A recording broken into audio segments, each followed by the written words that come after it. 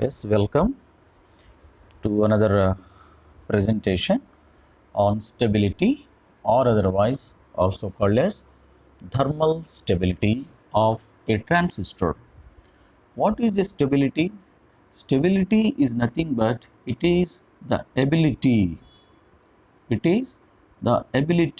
of a transistor circuit in order to provide the proper or a required output. That is what the stability means. It is the ability of the circuit in such a way that to provide a better output or a proper desired output. Then how to find out the stability of a circuit?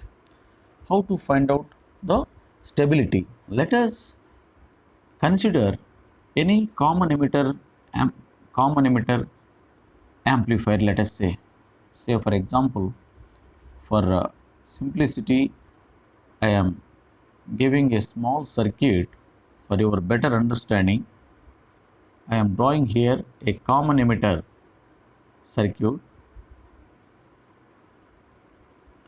So let us say this is collector resistor RC, this is emitter resistor RE, this is call it as R1, this is R2, this is base, as we know that base, this is emitter actually, and this is collector, right? So this is, it is called some coupling capacitor between this base and an input, I mean emitter. We will give input here, this is Vi, and similarly at this collector again through this coupling capacitor will be there in general. So here we will consider V0 means your output.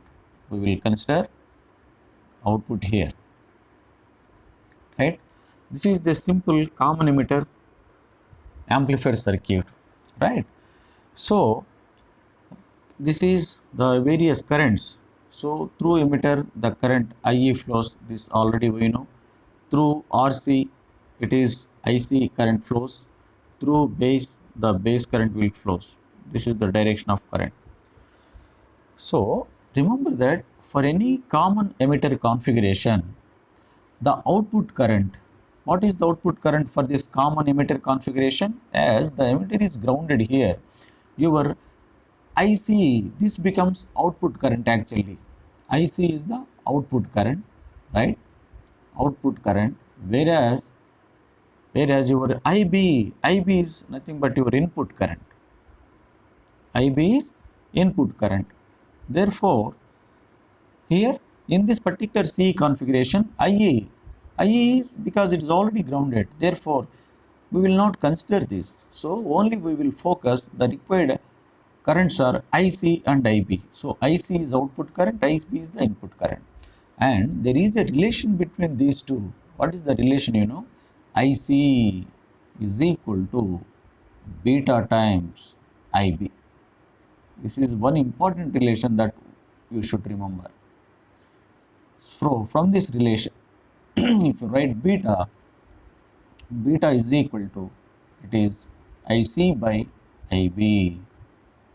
This is very important relationships. Okay.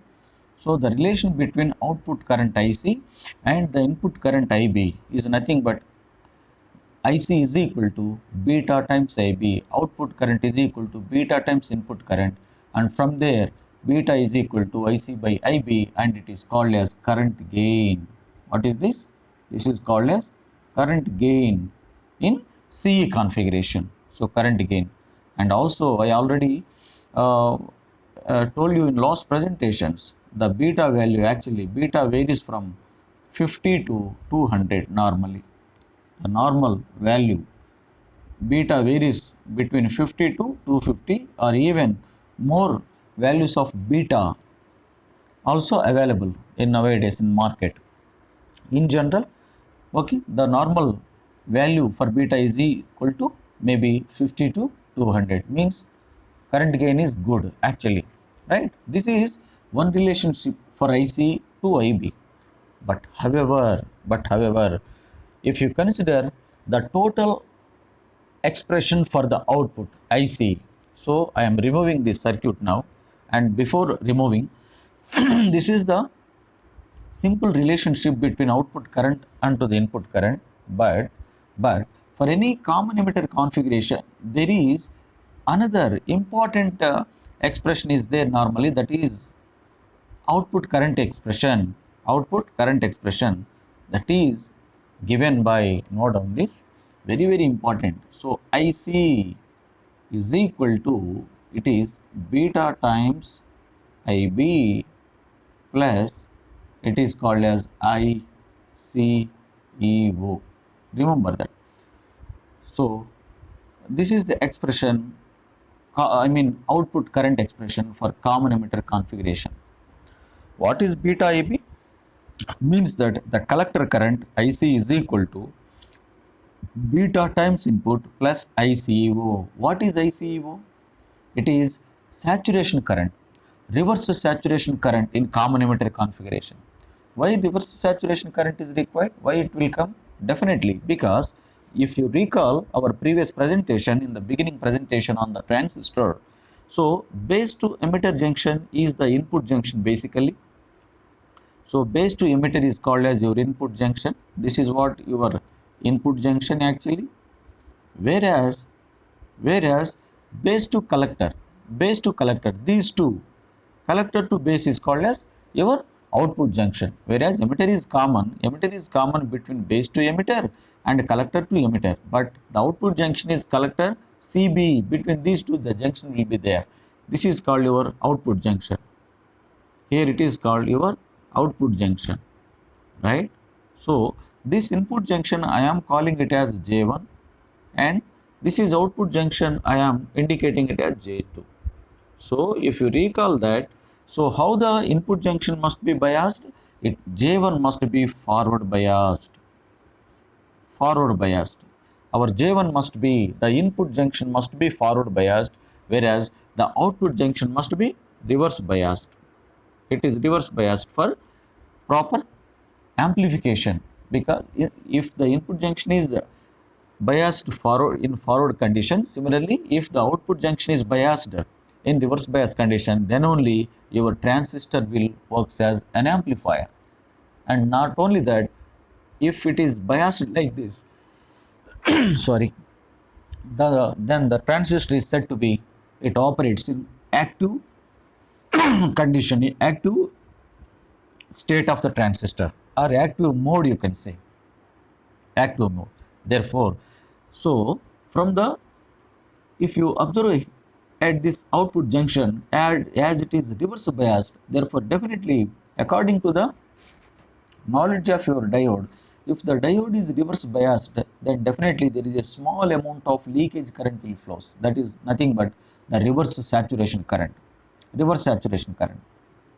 In the same way, the same concept applies to transistor also.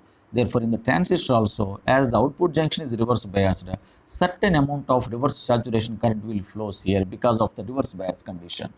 That is what this current actually. ICO is nothing but reverse saturation current will be appeared at the output junction. Therefore, this is the beta times IB plus the reverse saturation current. That is, if you add these two, then this is the total current at output, means total output current IC. And further this can also be written as IC is equal to beta times IB plus, you can write this ICO as 1 plus beta times ICBO. You can write like that also, 1 plus beta times ICBO, right? 1 plus beta times ICBO, like that also you can write.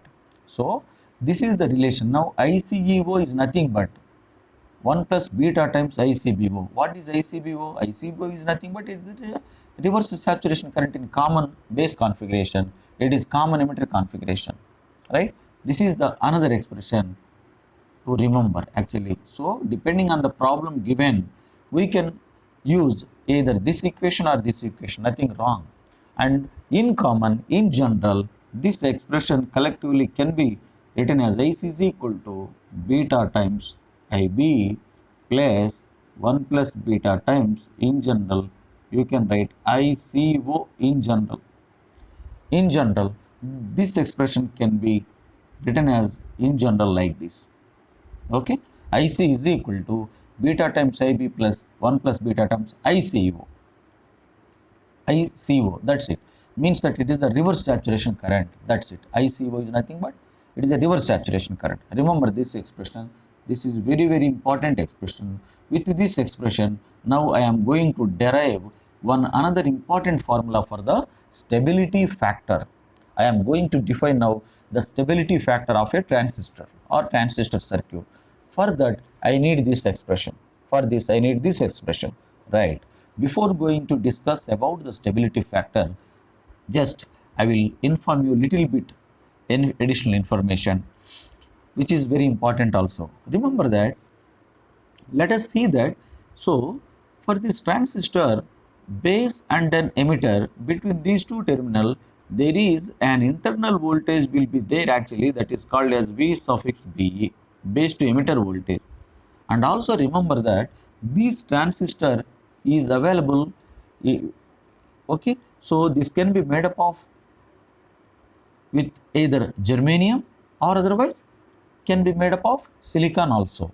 So germanium transistor also available as well as silicon transistor is also available, but comparatively the silicon is predominantly important than germanium because it has certain applications and it has wider available actually. If you say that silicon is the material widely available and it has good advantage than germanium also. That's why so most of the semiconductor devices are made up of silicon because the one important thing is it so the availability of silicon is more,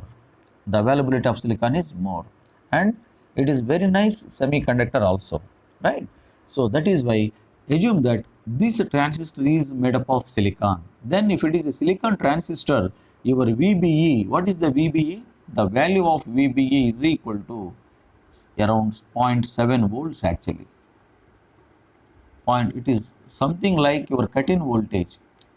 You have seen in the diode, what is the cut-in voltage? Cut-in voltage, that is the minimum voltage for a diode. Okay, that is the minimum voltage we have to apply for the diode in order to become the diode in active condition, forward condition, according to the diode's definition. The same concept applicable here also. Therefore, VBE is the internal voltage will be present between base to emitter, that is called as VBE, and for silicon transistor that value is 0.7 volts. Remember, very, very important. So therefore, and moreover, this VBE, base to emitter voltage, this depends on temperature. Remember that. So this VBE depends on temperature. And similarly, again, if you see the output current, that is IC, your IC is having different parameters, especially beta as well as ICO. Therefore, the important point here, what I want to convey is that three important parameters of transistor, like your VBE, right?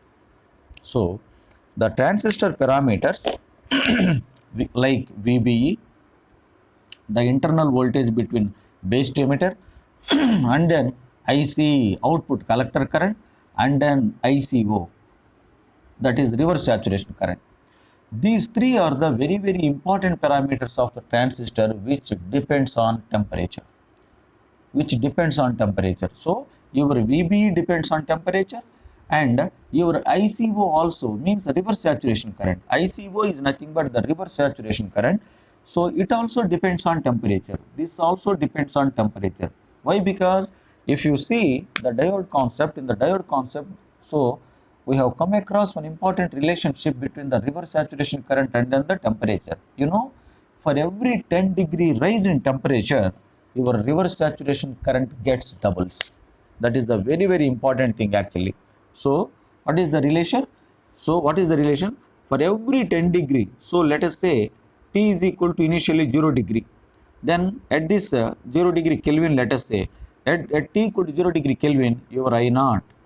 Normally in diode concept, reverse saturation current is identified or indicated by I naught. Let us say something, it may be 2 microamperes, let us say, for example, because in reverse saturation current, the leakage current is very, very minor, order of micro. That is why I assume that it is 2 microamperes at T equal to 0.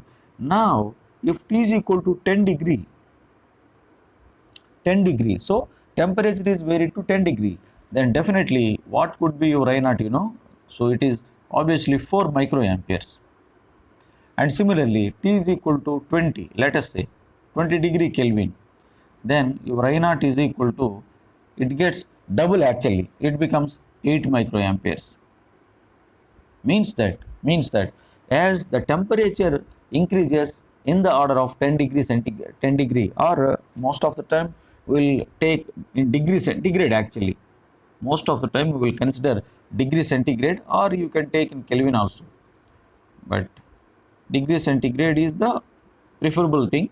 So like this. So from this relation we can say that for every 10 degree rise in temperature, the reverse saturation current gets doubles. Therefore what it means that, so your reverse saturation current it always depends on temperature. Therefore your reverse saturation current in transistor also depends on temperature. So as the reverse saturation current depending on the temperature, then your reverse saturation current is also the function of your IC, output current. So indirectly or directly, your output current also depends on temperature, because your output current IC is in terms of ICO. As ICO depends on temperature, IC also depends on temperature. Clear? Then definitely what we can conclude is that these three parameters, what is those? VBE, and then your ICO, and then definitely IC, and and one more thing is beta also. What is that? Beta. What is beta? Beta is equal to current gain. Now I can erase this circuit. I do not need now, so I can erase this circuit because I already explained you what I want to convey you. Actually, I already explained. That's why I do not need this circuit now. I am erasing now. Therefore, here, as I already told you now, the parameter VB, this is first parameter, remember, and the second parameter is ICO, that is reverse saturation current, or otherwise IC, you can say IC, because ICO is already there in IC. That's why I can consider IC only. My output current directly I will consider my IC, output current IC, and one more parameter is equal to beta. Beta, because beta is equal to in terms of IC by IB. Clear? Beta is nothing but in terms of IB. Therefore, as IC depends on temperature, your beta is also depends on temperature. Remember, one important thing what I want to convey is that VBE, IC and beta, these three are not constant values. Remember that. These three parameters of transistors means VBE, IC, beta are not constants. They will vary according to the temperature. These three parameters varies with respect to temperature. Right? So what happens actually? If these parameters varies with respect to temperature, then what happens? Definitely, your transistor go bad. That is one straightforward answer. So, say for example, as ICO depends on temperature, means if the assume that the temperature go on increases, then obviously correspondingly your ICO will also increases. Once ICO increases, obviously your collector current is also increases. So at the output terminal, if the collector current goes on increases, your junction, output junction gets heated and heated and heated, more heated, and definitely your output junction gets, it may go bad. It definitely go bad, means your output junction get damaged. Then definitely your transistor, it will get spoiled. Then definitely your transistor circuit will not work. Therefore, so that is what the thing. Therefore, so for increasing of ICO or there is a certain limitations for ICO as well as IC. So we should not make the transistor, or we should not keep on increasing the values. So we must use in such a way that it should not go bad. The transistor should not go bad. That is why we must choose the values of the transistor components by selection of the resistors R1, R2, RC, RE, and then the selection of the beta also. That is why while choosing the transistor for particular application, we should focus on that. What is the beta value of transistor? That is very very important. So if you know the beta, then from that definitely and then R1 R2 also very important, RC also very important, RE also very important, because by knowing the basic definitions of this expression, you could calculate the values of the required values, and also you can design your own circuit which suits our requirement by satisfying these equations. Therefore, as increasing of the temperature, so there is a chance of increasing these parameters. Once these go on increasing, your transistor circuit will get damaged. That is the thing. Once if it damaged, then you will not get any output there.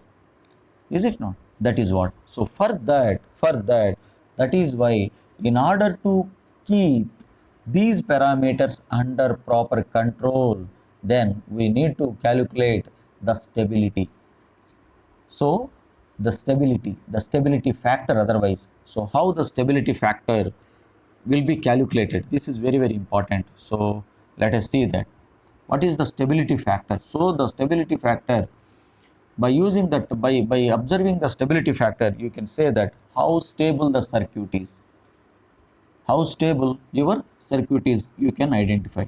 Okay, now for that what I need to find out is that, so my collector current expression IC is equal to, it is beta times IB plus 1 plus beta times ICO.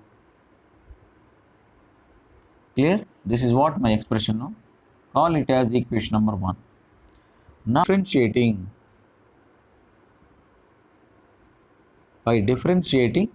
equation 1 with respect to IC, what you will get? If you differentiate this with respect to IC, then what you will get? So you will get, it is 1, definitely 1 is equal to beta, it is dou IB by dou IC plus 1 plus beta times dou IC naught by dou IC. Clear? So this is what your equation number 2. From this equation, what I can write, so this can be written as 1 minus beta into dou IB by dou IC. You can bring this factor to left side, then you can write like this, and this is equal to 1 plus beta times, it is dou IC not by dou IC. Okay, clear? So from this expression, you write the expression for dou IC by dou IC naught, dou IC by dou IC naught. So this is, you can call it as equation number 3. And from this equation, you can write the ratio. You can get the value dou IC by dou IC naught. You write the expression for dou IC by dou IC naught. So from that expression, from this third expression, I can write that dou IC, okay, dou IC by dou IC naught. What will be the value? Or otherwise, sometimes you can write DIC by DIC naught also, nothing wrong in that. This is equal to what you will get. You simply bring this ratio to the left side, then it will becomes dou IC by dou IC naught. Then you will have, it is 1 plus beta by 1 minus beta times dou IB by dou IC. Is it not? So this is called as the stability. This is called as S.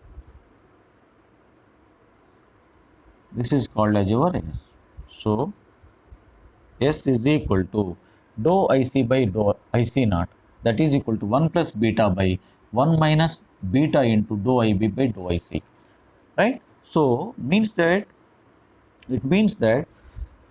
it is nothing but how the variation of output current IC with respect to IC naught, because there are, so see that what are the three parameters I have explained.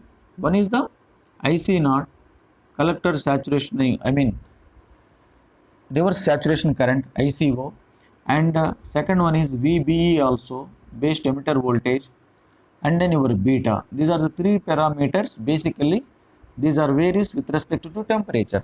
Then with respect to these three parameters, how the output current will going to change, how the current output current is going to change. So how that can be? So the variation of output with respect to these three parameters, nothing but, so if you define the factor S is equal to dou IC by dou IC naught. This is the first step. If you consider the variation in IC with respect to IC naught, that is called as S, that is what this expression. S is equal to 1 plus beta by 1 minus beta into dou IB by dou IC. This is called S, stability factor. First definition of stability factor. Then there is other definition also, that is normally denoted as S dash. S dash, that is nothing but, you can write the variation of IC with respect to, you can write dou VBE, dou VBE. So the variation of output current IC with respect to VBE, if you bring the relation, or if you get the ratio, if you can solve the output expression IC for this ratio, then the whatever the output comes, that is called as S dash. That is the second definition of stability factor. And similarly the third definition is S double dash, that is nothing but the variation of output current with respect to beta, dou beta. Clear? So first is S dou IC by dou IC naught, and the second is S dash, it is dou IC by dou VBE, and the third one is, so in these three cases, if you observe that, we are observing the variation in IC, how our IC is going to vary with respect to corresponding reverse saturation current and base emitter voltage and then beta. So this is the, if you find out this particular ratio dou IC by dou IC naught, this is what that. So that is equal to 1 plus beta by 1 minus beta into dou IB by dou IC. And see that the stability factor value is very less, and definitely the normal as less as it is, obviously it must be 1 actually. So the value must be 1, minimum value is 1 actually. If the stability factor, this is called stability factor. S is called stability factor.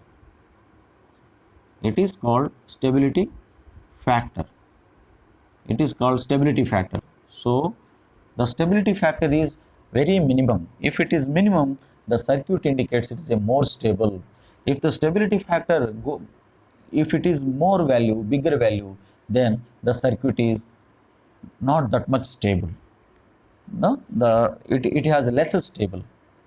Okay, that is what the meaning of it. Therefore, if S is equal to 1, then the system, the circuit is very stable circuit actually. So that is what. So normally the minimum value is 1. It can go up to 10, 20. It is a number actually. It is a number. It is a number, dimensionless number actually.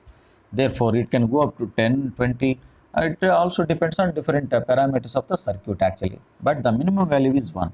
If it is 1, the circuit is good condition, stable condition, right? So this is what the stability factor, and these are the different definitions of the stability factors, and this is what very important equation normally we can use.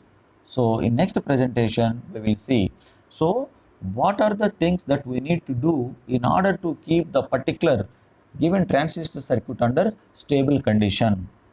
So just now I have drawn that common emitter circuit actually. With that we have seen the output current equation, and correspondingly these definition we have seen just now. Okay, and stability factor definition also we have seen. Okay, how these definitions will be applicable to transistor, and how these can be utilized there. Yes, definitely. So there are three, that is called as biasing. So in order to maintain the proper stability factor or proper the transistor circuit is good stable condition, the transistor needs biasing. That is called transistor biasing, or biasing of transistor, or biasing of BJT. That is very very important topic actually, that we will see in the next presentation, right? So in that biasing, we will find out the stability factor, and we see that how stable the circuit is, how stable is the circuit is. Therefore there are basically three important techniques are there in biasing. One is the fixed bias, second one is the collector to base bias, and the third one is the self bias, or emitter bias, or universal bias, or voltage divider bias. Those are the four names are there for the third one, self bias, right? Those are the three important biasing will be normally provided in transistor, and we will see these one by one in the subsequent presentations. I hope you understood well this concept, and definitely you have enjoyed this. And if so, then do not forget to give your suggestions and comments on my channel, right? And also do not forget to circulate or to share these information to your friends, right? So that everybody should understand this concept very well, and they should get maximum benefit out of this, right? So thank you for watching this video, and have a good day. We'll meet in the next presentation.